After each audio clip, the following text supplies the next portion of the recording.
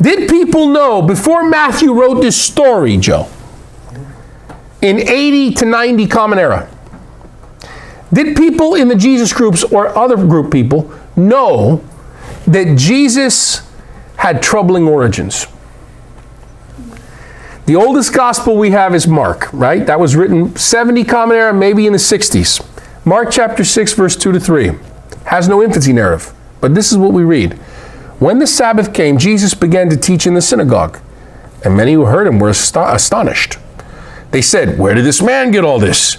What kind of wisdom has been given to him? What mighty deeds are wrought by his hands? Wait a minute. Is he not the artisan, the son of Mary?" The Mark and Jesus is in Nazareth in a synagogue. He teaches there. After sitting down, all the men go, "Wow, this guy's awesome. Look what he's doing, everything."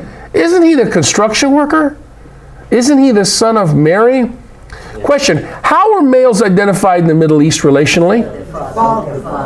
The son of the father, right? Look at Sirach. Wise instruction, appropriate proverbs. I have written. Who's I? Why should I read this guy? Why should I read this guy? Then he tells us who he is. I, Yeshua ben Eleazar, ben Sirach. I, Jesus, son of Lazarus, son of Sirach. That's my honor. I got to mention my fathers. So in other words, you get your honor from your father, not your mother. In this world, you say son of, like Jesus ben Joseph, or Jesus bar Joseph in Aramaic. Question, but that's not what he's called in Mark, is he? He's not called Jesus, son of Joseph. Who is he called? Son of Mary. Why do you think that Mark, whoever wrote Mark, would mention the mother's name instead of the father's name? Because they didn't know who his father was. Mark seems to have preserved this bit of information that was understood when Jesus was actually ministering, that they weren't really too sure who his father was. Mark's gospel was written no later than 75 Common Era. Luke writes his gospel. Luke is the great whitewasher, the great, spinmeister. He's the David Axelrod for Jesus and for Paul. He's the James Carville for Jesus and for Paul, okay? Luke chapter 4, verse 22. Look how Luke spins things here. And all spoke highly of him and were amazed at the gracious words that came from his mouth. They also asked, "Isn't this the son of Joseph?" See how he uses the marking material? That little spin, Luke. You got a little spin there. Now, here's another thing to consider. What if we go to John? John has no infancy narrative, just like Mark, and we know that John has a completely independent literary evolution. John is written around 100 AD, and with a very different literary origin than the synoptic tradition. Here in John chapter 8, a Johannine Jesus is having an argument with his fellow Israelites.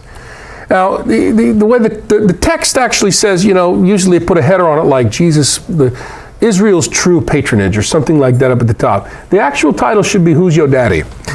The argument's getting pretty heated. This is a very heated Mediterranean argument to get into, or Middle Eastern argument. Try it sometime in the Middle East and see what happens when the crowd chases you. By the way, the normal distance of human communication in the Middle East is 6 to 8 inches. So try not to imagine Jesus in one of these paintings where he looks like Socrates with people all draped around him in a Greek theater. Okay, it's really up close like these two dudes are. See, God breathed up your nose and he gave you the breath of life, and I want to experience that. I want to get real close. So I'm going to get 6 to 8 inches close to you and breathe up your nose so I can breathe God's given breath in me too. And if two Middle Eastern males are getting really heated into an argument, I'm going to get even closer. We're going to go nose to nose, like these guys. See what I mean? Okay? So this goes on. So this uncomfortably close proximity is what's happening with the Johannine Jesus and his interlocutors in John chapter 8. But John doesn't bother to tell you that because John expects you to know that. Now, the topic being discussed is, who's your daddy? And the Johannine Jesus is like, y'all can't be Abraham's sons because you don't do the things Abraham do. You know who you all are? You snake bastards. That's who you guys are. That's who you guys are. A brood of vipers. I'm sorry. We got to make it sound nice, which means snake bastards, by the way. Okay, you're Satan's children, right? And at the top of their lungs, with the spit, arms flailing and the spit flying, okay?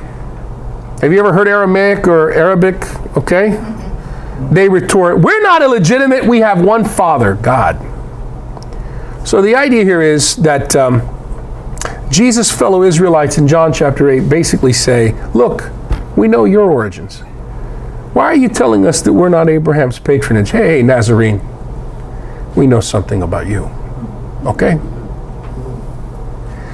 So there's the wonderful end to our Christmas story. Okay? And what I want to show you is that the incarnation is very real.